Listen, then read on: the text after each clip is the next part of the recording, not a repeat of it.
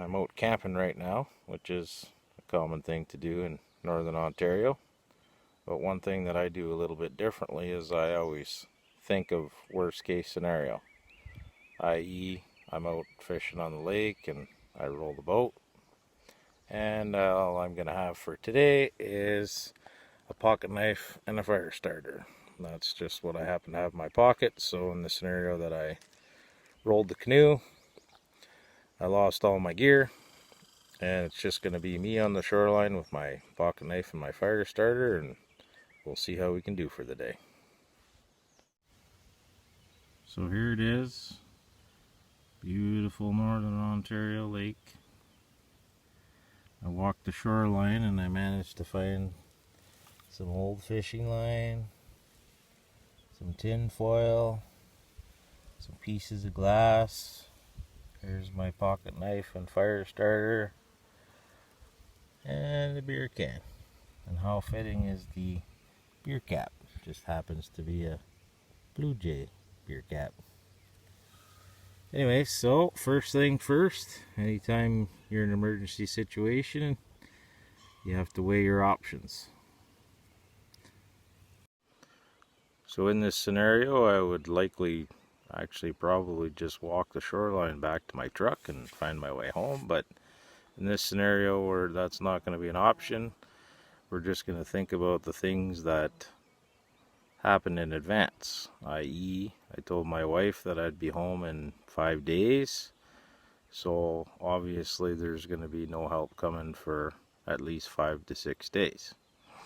So because it's summertime here in Ontario, it's very hot and sunny, so I don't have to worry about being wet from flipping the canoe, because within a few hours I'll be dry. And the first thing you always think of is shelter, fire. Food is a later thing, but within a couple of days I need to be able to drink water. And in Northern Ontario, giardia is a very common thing. So luckily I have my Bud Light beer can, so I can boil some water if I can secure a fire. I don't have to worry about the nights being cold, so I'd probably just a simple lean-to shelter, and my target would probably be fish, clams, things of that nature. It's early summer, so there's no raspberries or blueberries or things like that. So we'll see what we can do. The piece of glass, I'm going to make a gorge hook. I'm going to make a lure with that beer cap and that rusty hook I found. See if we can find some worms or grubs. I see some freshwater clams here, so we'll see if we can catch some fish and have something to eat, and plan for help coming in 5 to 6 days. Okay, so in a survival situation, I am looking for the easiest thing I can catch to eat. And I've walked the shoreline and I found this beaver house. Now typically in front of a beaver house, there would be northern pike, perch, possibly even walleye. But I'm looking for the easiest thing I can catch, which I think is going to be perch. So I have my stick. I have that little hook I found with a piece of clam meat down there, and we'll see if we can catch anything.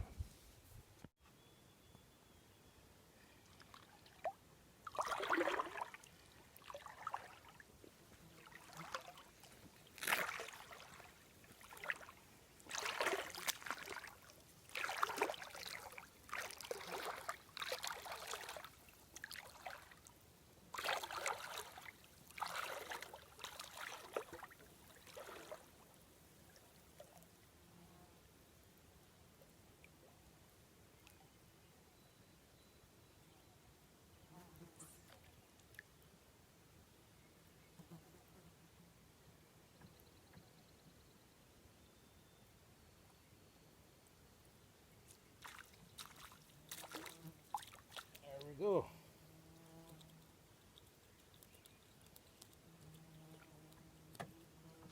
We have ourselves a little snack.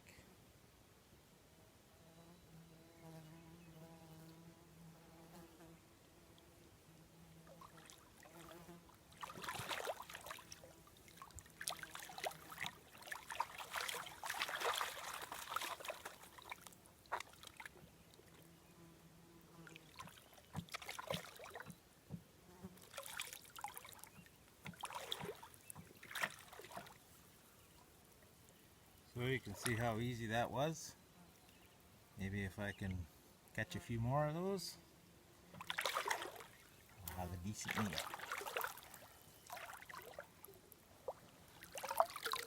I'm just going to put it on shore here.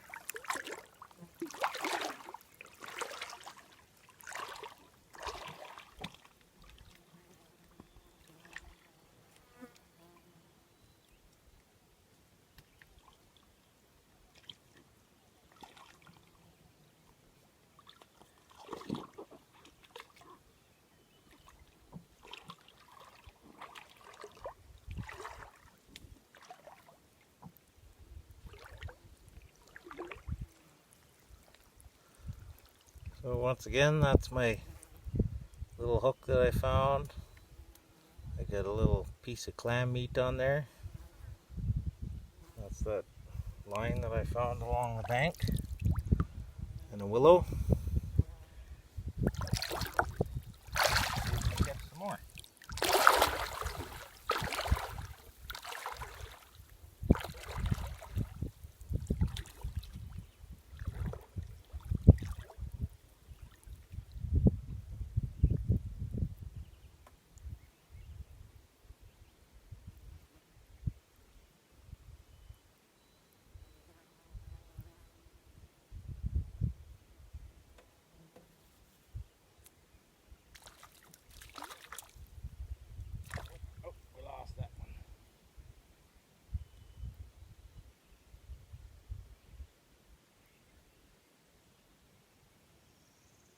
True survival situation, that might be real bad, but the thing with perch, they're very abundant, like a freshwater piranha.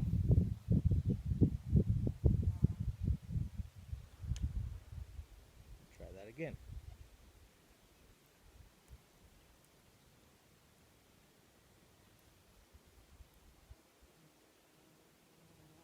What I'm doing is I'm watching my piece of meat. I let it sink down. Once it drops off the edge in front of the beaver house, when I see the piece of meat disappear, I try to set the hook.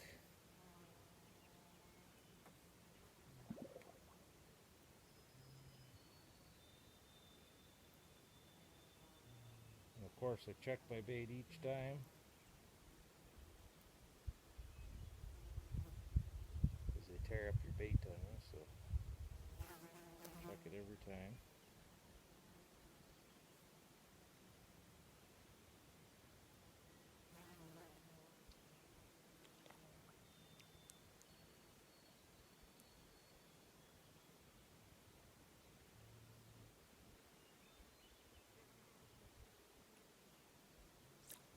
There we go.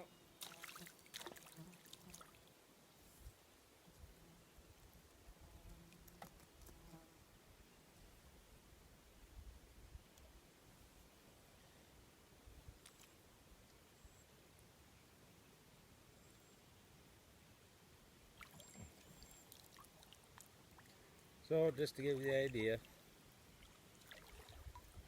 now another option I have is I can use the eyes of this perch maybe, or I could use the bottom of his gill plate as bait.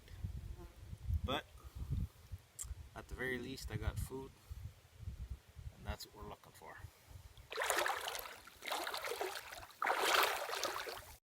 Okay, so in the event that I didn't find that hook, I would make a gorge hook. So I'm going to show you how I do that. This is a piece of poplar, so it's very hard, sharpened at both ends, and I have the line tied in the middle. And I'm going to wrap that with bait, and it's harder to catch fish with, but we'll see what we can do. How this works is the fish swallows it, and when you pull the line, it turns sideways in his stomach, so it holds him on the line. This typically works better with bottom feeding fish like ling or sucker or catfish, because you can let it lay on the bottom and they can suck it up and they automatically just swallow things. Predatory fish, they like to strike first, so we'll see how it goes. We're going to give her a try. Okay, so not as much success with the gorge hook, but I did finally catch one. I want to show you guys how it works. So once they swallow that, which took a long time by the way, took about an hour to finally catch one, but it did work.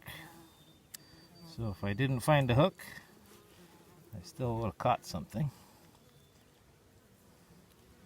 So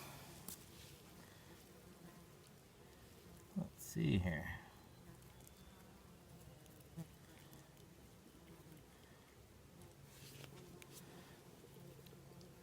There it is, down in the stomach.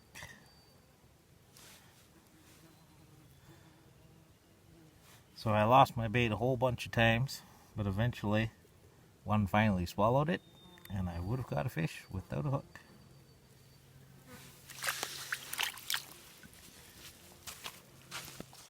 So as I was walking around, I noticed something. I don't know if you can see that, but that is a wild strawberry.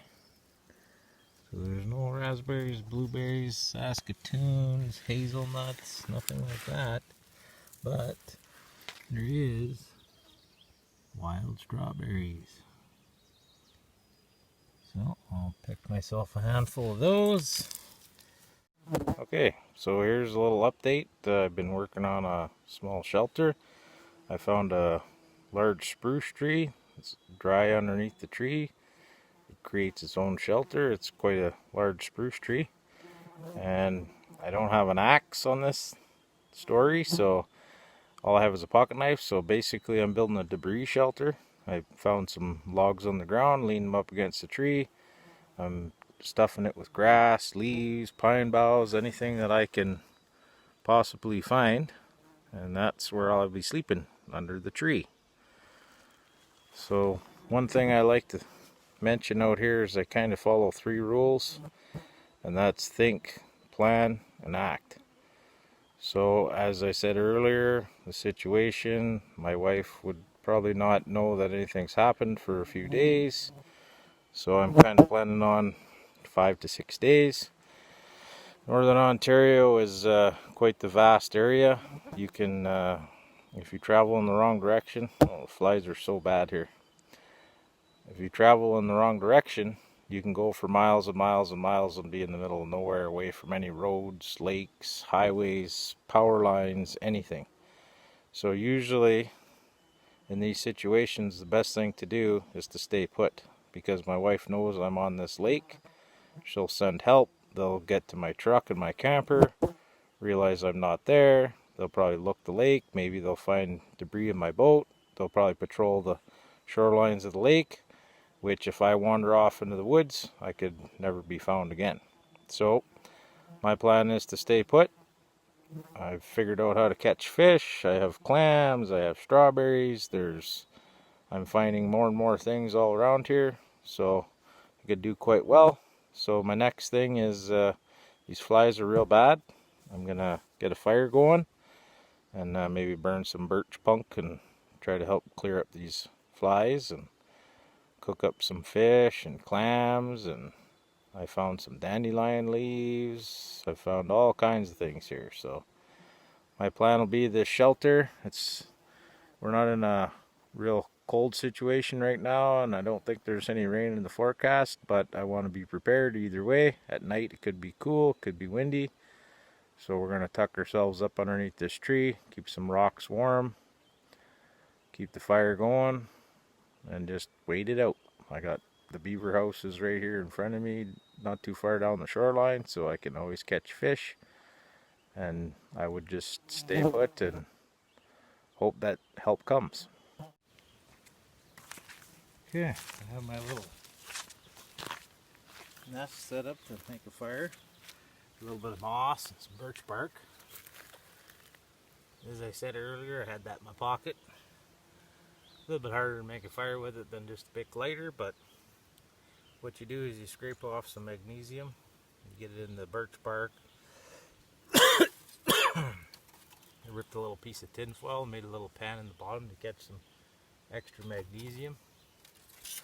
So here it goes. See if we can get a fire going.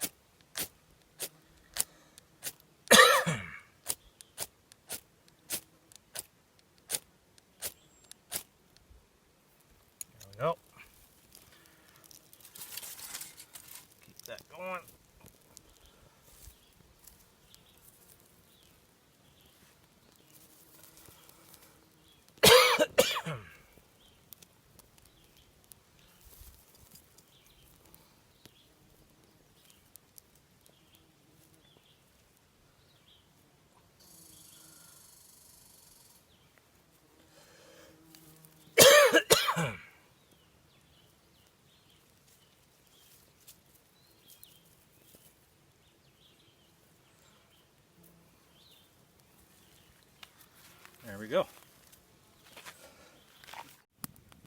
Okay, so there it is. I got my water boiling in the beer can I found. I'm going to cook the fish on that tin foil. Move them around, move some coals around them and cover them up. Could also just put them on a green stick over the fire, but I have the tin foil, so I'm going to use it. And here's my clams. Once I get some coals going, I'll throw them on top of the coals.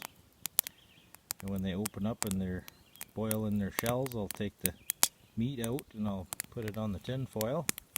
Give it a little extra cooking because they can carry bacteria because they are a filter. They do filter the things in the water, so. And that's her.